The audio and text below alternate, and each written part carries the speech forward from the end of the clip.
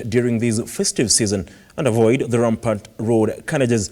Now the leaders have called on motorists to keep alcohol at the bay while driving, at the same time appealing to the passengers to avoid overloaded vehicles. This and more in our news wrap.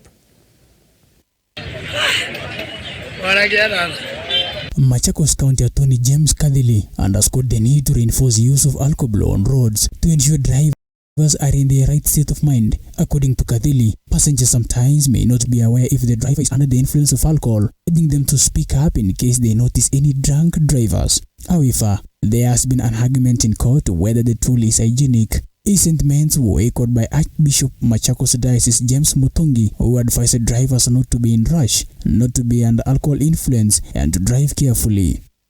Yes, we have had a moment when alcohol was attempted to be introduced in our traffic systems. Yes, it did not pass some certain standards because of hygiene. Again, also we find that we did not have the proper and adequate legislation to support the gadget. In other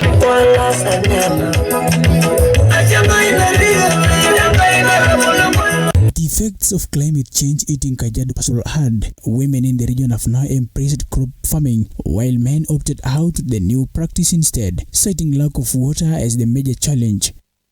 Despite the challenge, the women working in groups are putting efforts to cultivate land and plant a variety of crops, which mainly consist of vegetables, maize and beans, aided closely by chamas and various non-state actors, training to understand the best farming practices. Arid Land Information Network is among the NGOs closely working with willing farmers to bridge the knowledge gap through trainings, startup farm inputs and water piping. Smart. So lakini in future pia tunataka tuende kutembea na vikundi vya wanaume, ndo pia tuwaite wote pamoja, kwa sababu hao ndo wako sana kwa ng'ombe yao. Ukiwaeleza mambo ya kilimo ya mimea hawasikii, lakini wale ambao tumekuwa tukiinvite shambani wamekubali na wana spread hiyo message kwa wenzao. Patients across Mount Kenya region are said to benefit with new surgery technology known as minimally invasive surgery, which is said to bring world-class healthcare closer to the people. The minimal invasive surgery (MIS) technology is one of its kind in the region, as a range of advantages to the patients undergoing surgeries, as it is less painful, less tissue damage, less blood spilled, and short recovery period. In terms of advanced surgery, complicated surgeries, they have become much easier. There is also an advantage whereby the fact that you're not making large incisions and going through damaging many structures, and the healing is better.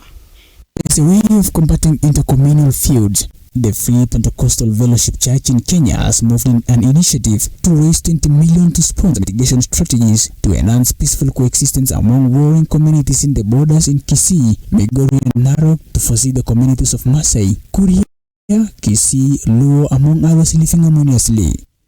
Kama kanisa sisi tunasaidia kuleta amani katika hizi borders za mahali kuna hizi vita, mahali watu wanapigana kwa sababu ya maneno ya mipaka. Kama kanisa tunawasaidia, tunaleta watu pamoja, tunawajumlisha, tunawaongelesha, pia tunawaombea kama kanisa. Rigan Lemeguram, Runinga ya Look Up.